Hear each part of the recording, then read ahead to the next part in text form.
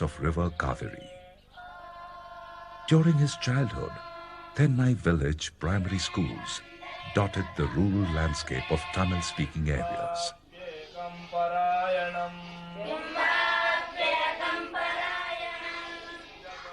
Collective recitations set to metrical verses helped children develop a keen mnemonic ability.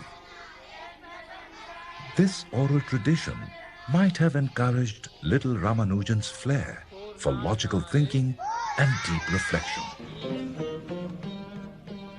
Sir, if 0 is divided by 0, can the answer still be 1? No, there are always exceptions. Ask Arjun. He was India's last great mathematician. He said the answer... It was in this town high school of Kumbakonam that the magical world of numbers, trigonometry and geometry opened up for the ever-curious little Ramanujan. That was an intelligent question you asked. You like sums, don't you? Yes. You know, sir, I want to learn lots. I want to find out what the highest truth in mathematics is. What? What did you say? What the highest truth in mathematics is. At the age of 12, Ramanujan borrowed from older students Loney's textbook of plain trigonometry and completely mastered its contents. This book went far beyond standard curriculum and introduced rudiments of calculus too.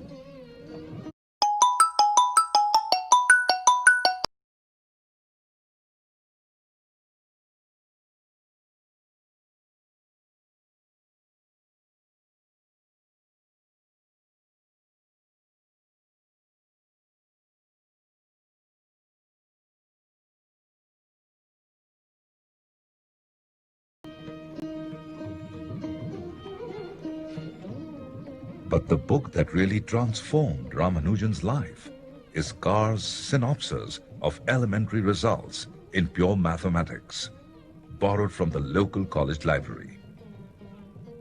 He engrossed himself in its methods of analysis and demonstrations, and proved the propositions and formulae contained therein all by himself.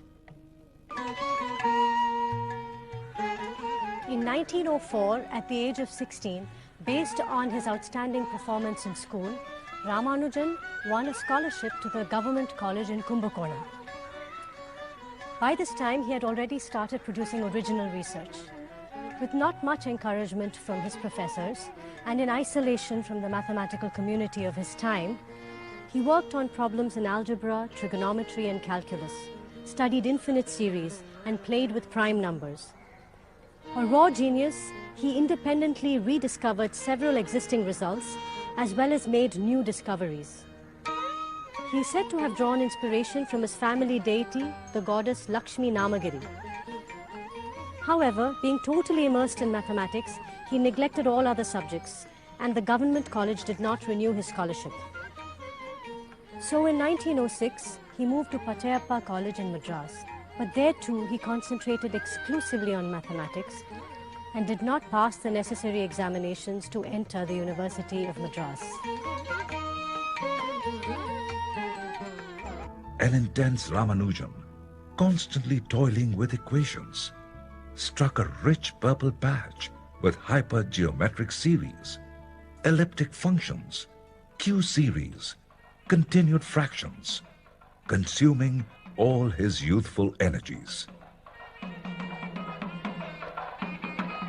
This productive period was briefly interrupted in 1909, when, as per the prevailing customs, Ramanujan's parents arranged his marriage to Janaki, a girl barely 9 years old.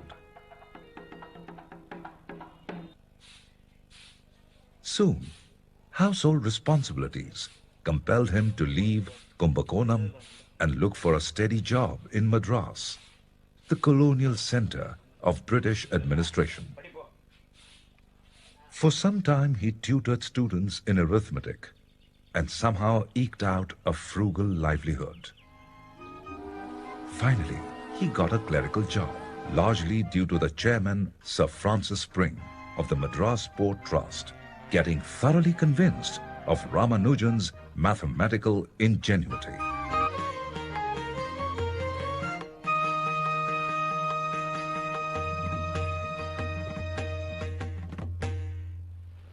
I beg to introduce myself as a clerk in the Madras Port Trust. I am now about 25 years of age and striking out a new path for myself. I have made a special investigation of divergent series. The results are termed by the local mathematicians as startling, but they are not able to understand me in my higher flights. If you are convinced that there is anything of value, I would like to have my theorems published. To Professor G.H. Hardy, Trinity College.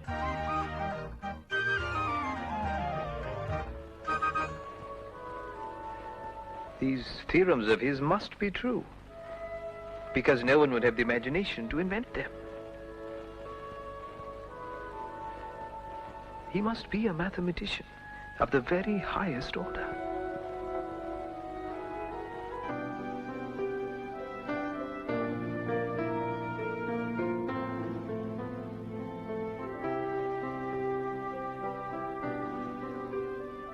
It is here, at the Trinity College, that Professors G.H. Hardy and to a lesser extent J.E. Littlewood mentored Ramanujan, only to be continually amazed by his remarkable originality. Later generations of mathematicians were to proclaim his conjectures as unexpected, elegant, and deep. But the most remarkable aspect of Ramanujan's encounter with the West was that, for the first time, and in his own right, he could pursue the professional career of a creative mathematician. The cold, damp English climate, wartime deprivation, and his strict adherence to vegetarian diet all conspired to make Ramanujan seriously ill. He was admitted to several sanatoriums, suffering from tuberculosis. It's good for you, Mr. Ramanujan. Eat it all up.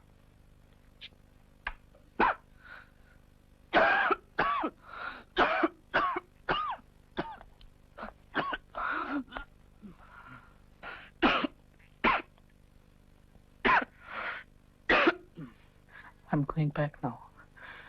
Home. With the same disease inside me.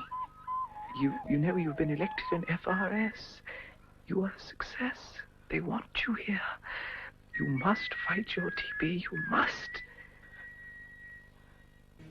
Back in India, with scant concern for his serious illness, Ramanujan exhausted all his energies in formulating a new set of theta functions, which have now found applications in other areas of mathematics, today known as mock modular forms.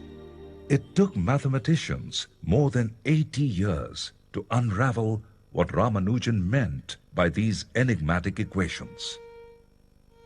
A little over a year after returning to India, in the festering heat of summer, an ailing Ramanujan lapsed into coma and passed away soon after in this very house. He was young, only 32 years old. Children, now you have watched